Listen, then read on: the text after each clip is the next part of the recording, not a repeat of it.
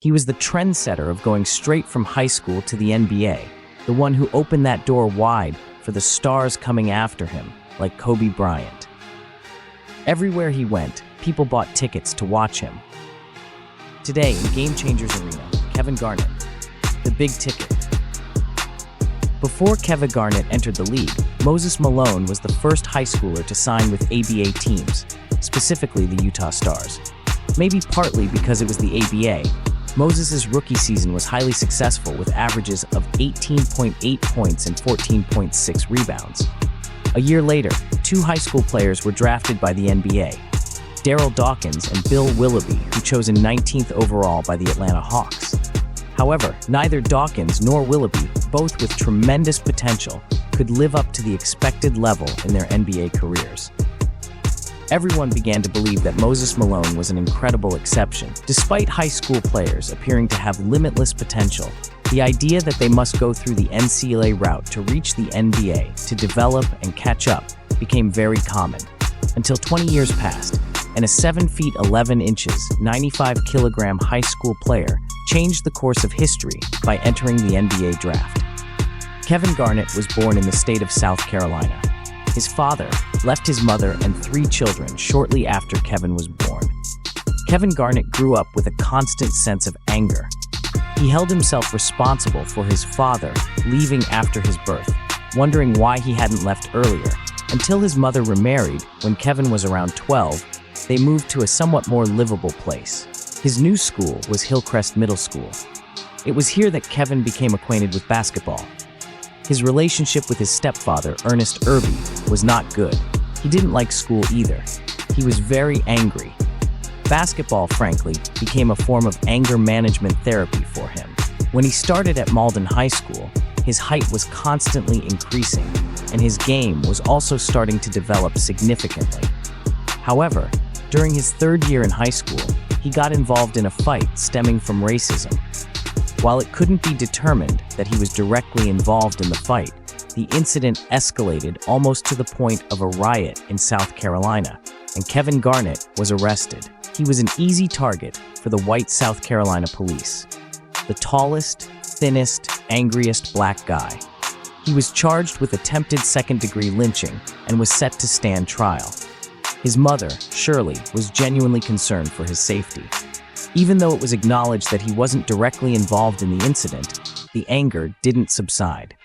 So she sent Kevin Garnett to Chicago with his sister, where he would finish his senior year of high school. The Chicago Public League was a significant stage predominantly for African-American students. They were about to form an incredible duo with a Chicago legend at Farragut High School, Ronnie Fields. Ronnie Fields was an important person for him because Kevin Garnett learned a lot from his approach and attitude. In the history of Chicago basketball, the Chicago Public League has produced legendary guards like Isaiah Thomas, Derrick Rose, Dwayne Wade. Ronnie Fields was expected to join their ranks. He was an incredible dunker and essentially a scoring machine.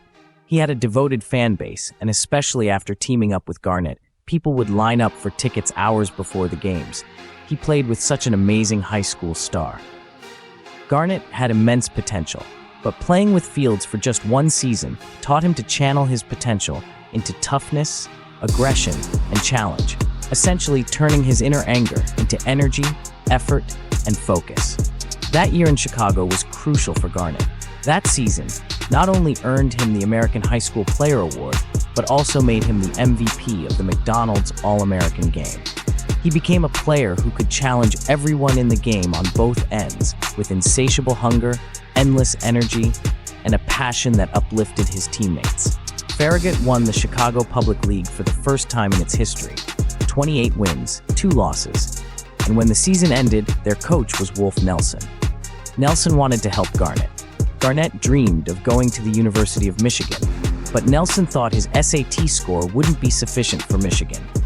When he took the SAT exam, he believed he did very poorly, and Nelson introduced him to Eric Fletcher.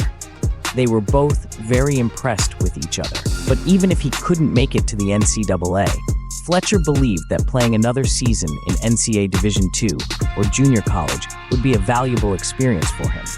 However, Garnett didn't want to spend a season in a league he considered too low for his level, especially since his SAT score wouldn't be enough. In the end, as Fletcher got to know him, they reached an agreement, and Kevin Garnett decided to enter the NBA draft directly from high school. There was no turning back. A few days after making this decision, his SAT scores arrived, and he had achieved a score that would allow him to go to the University of Michigan. They had notified the NBA of that decision, and in the 1995 NBA draft, Kevin Garnett was selected by the Minnesota Timberwolves as the 5th overall pick. The Timberwolves had been a team for 6 seasons. In the history of the NBA, in those 6 seasons, the most games they had won in a season was 29. Comparing Kevin Garnett's rookie season to Dawkins or Willoughby, he had a much more successful season. He played with averages of 10.4 points and 6.3 rebounds, and he became a hopeful prospect for the future. Minnesota won 26 games. Nothing significantly different had happened for the team in those first 6 seasons, but in his second season, Minnesota managed to make it to the playoffs for the first time in club history by winning 40 games. Garnett, with 17 points, 8 rebounds, 3.1 assists, and 2.1 blocks, was selected to the All-Star team for the first time. And he succeeded in showing that he could be, and indeed was, a player who could do everything. During first years, Minnesota's coach was Flip Saunders, may he rest in peace, and he got along very well with Garnett. This duo would carry Minnesota to the playoffs for 8 consecutive seasons. However, for the first 7 seasons, they would always be eliminated in the first round. Garnett was a superstar, but he never had a second superstar alongside him, a sidekick. None of the players he played with, whether it's Eddie Griffin, Sam Mitchell, Ricky Davis, Wally Szczerbiak, none of them were a Scottie Pippen or James Worthy. In 1996, Minnesota drafted Ray Allen as the 5th overall pick. In 2006, they drafted Brandon Roy as the 6th overall pick. In Kevin Garnett's 12-year Minnesota career, these two were the best draft picks. However, both of them were traded to other teams on the day they were drafted. So, he couldn't even play a single game with either Ray Allen or Brandon Roy. They traded Ray Allen for Stephen Marbury, aka Starbury, a big-time talent. At that time, the Minnesota management thought that, like bringing in a new Ronnie Fields next to Garnett, might lead the team to success. Yes, he got along well with Marbury, both on and off the court. But this experiment lasted for 2.5 seasons, and then the Minnesota Timberwolves traded Marbury to the New Jersey Nets. Now, even though Minnesota continued to be eliminated in the first round, Kevin Garnett was already one of the most popular NBA players. Wherever he went, the arena was full. The nickname Big Ticket also originated from this period. He was a superstar both defensively and offensively. In 1997, before his contract ended, the Minnesota Timberwolves signed a record-breaking 6-year, $126 million contract with him, making him one of the highest-paid players in the league at the age of 22. But before this contract offer, the first offer from Minnesota was $103 million. Neither Garnett nor Fletcher accepted it, and they added an additional $18 million. Yes, there was some criticism here. Isn't $108 million enough?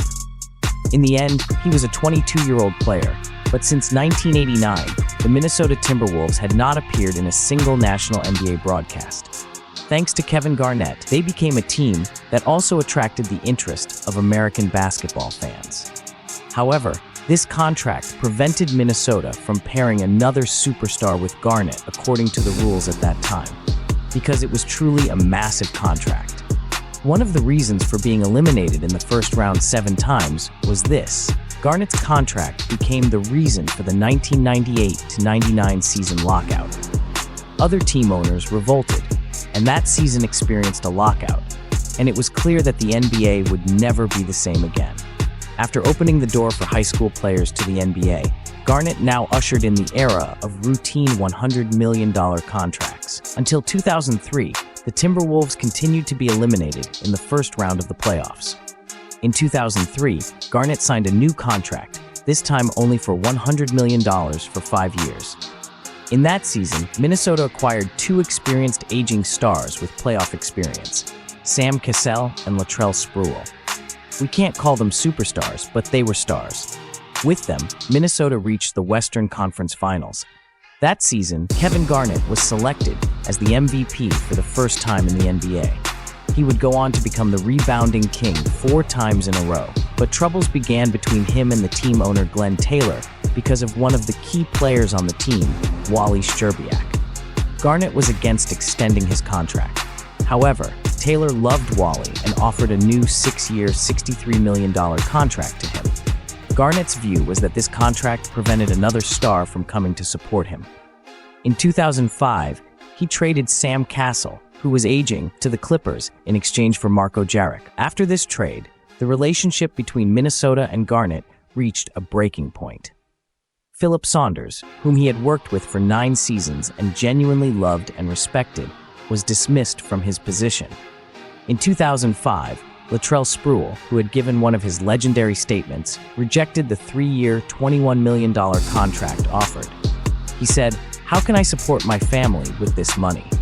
Since he didn't receive any other offers from other teams, his basketball career ended. On July 31, 2007, in exchange for 5 players and 2 first-round draft picks, Glenn Taylor and the Timberwolves traded Kevin Garnett to the Boston Celtics. His 12-year Minnesota adventure had come to an end. In these 12 years, Kevin Garnett had been selected to the All-Star team 10 times, All-Defensive Team 6 times, All-NBA Team 3 times, and won an MVP award. In Boston, the Big Three was formed with Ray Allen, Paul Pierce, and Garnett. In their first season with the Celtics, they reached the finals, defeating the Lakers 4-2 in the championship series, showcasing the success of the Big Three move and becoming champions. And in one playoff season with Boston, Kevin Garnett won more playoff games than he did throughout his entire Minnesota career. He was selected as the best defensive player. He played for the Boston Celtics for 6 seasons. In the 2009-2010 season, they lost to the Lakers, led by Kobe in the finals. On July 12, 2013, he was traded to the Brooklyn Nets along with Paul Pierce and Jason Terry. One of the worst trades in NBA history, especially for the Nets. He was 37 years old. Considering that he went straight from high school to playing in the NBA, the minutes he played and the wear and tear were bringing his career to an end. During this time, there was a coaching change in Minnesota, and they brought back Flip Saunders. Flip Saunders convinced Kevin Garnett to return to his former team by utilizing a clause in his contract. Flip Saunders wanted Kevin Garnett to serve as a mentor and guide for young players like Karl Anthony Towns, Andrew Wiggins, Zach LaVine, and others. Kevin Garnett returned to Minnesota, but unfortunately, in that same year, Flip Saunders succumbed to Hodgkin's disease and passed away. After the 2015-2016 season, at the age of 39, Kevin Garnett retired from basketball. He was one of the greatest stars. At the same time, he was one of the best trash talker in NBA history. Gary Payton, Michael Jordan, Larry Bird, Reggie Miller, he was on that level. Sometimes he crossed the line. There's the incident with Charlie Villanueva where he said, "You're a cancer patient." Villanueva had a rare form of a disease. Sometimes he even destroyed his own teammates and made Glenn Davis, Big Baby, cry in a game. He was the first to whisper in David West's ear. Later on, we saw LeBron getting whispered to at times. Infinite shoulders, elbows. He threw a punch down low while Channing Frye was shooting. Essentially, along with Kobe Bryant and Tim Duncan of his era, we can say he was one of the best. Truly, he was a superstar both in defense and offense, but except for those who loved him, he was never mentioned at that level. He brought a different mindset to NBA executives, showing that if you take risks based on potential and do proper research, you can turn that potential into real basketball power. His passion, anger, focus, and dedication were truly legendary. If someone was talking on the phone in the locker room when he entered on game day, that cell phone would go straight into the toilet, tossed away. If music were playing, he would immediately make it stop, and the whole team would concentrate only on the upcoming game. If he hadn't been so successful, I think neither LeBron nor Kobe's, T-Max, or Air Canada would have gone so confidently from high school to the NBA.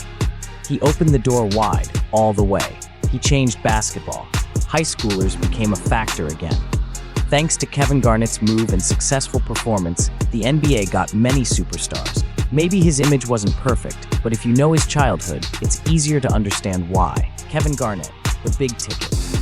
was a true game changer in the arena.